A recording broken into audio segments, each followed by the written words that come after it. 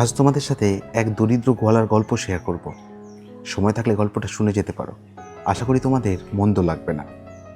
গ্রামের এক দরিদ্র গোয়ালা, তার কাজ হলো তার বাড়িতে উৎপাদিত সমস্ত দুধ, ঘি, মাখন সব কিছুই সে শহরের একটা নির্দিষ্ট দোকানে এসে বিক্রি করত।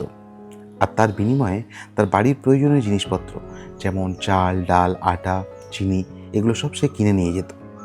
এইভাবেই তাদের দিনগুলো চলছিল।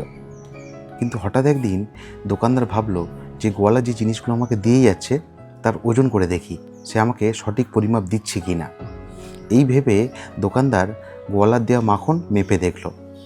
মাপার পরে সে তো অবাক, সে দেখলো প্রত্যেক কেজি মাখনে 100 গ্রাম করে কম রয়েছে।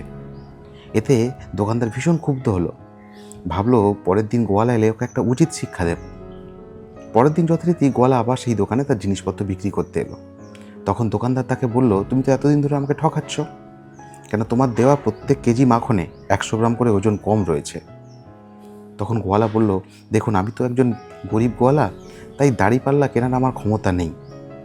আপনার দোকান থেকে যে 1 কেজি করে আমি চিনি নিয়ে যাই, সেই চিনিটা একদিকে রাখি, রেখে আমার মাখনগুলো আমি ওজন করি, আর তাতে যতটুকু বেরিয়েছে সেটাই আমি আপনার দোকানে বিক্রি করতে আসি।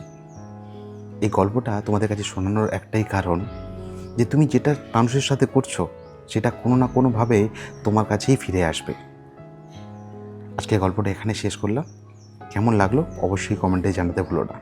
বাই বাই, সবাই ভালো থেকো, সুস্থ থেকো, সবাইকে ভালো রেখো।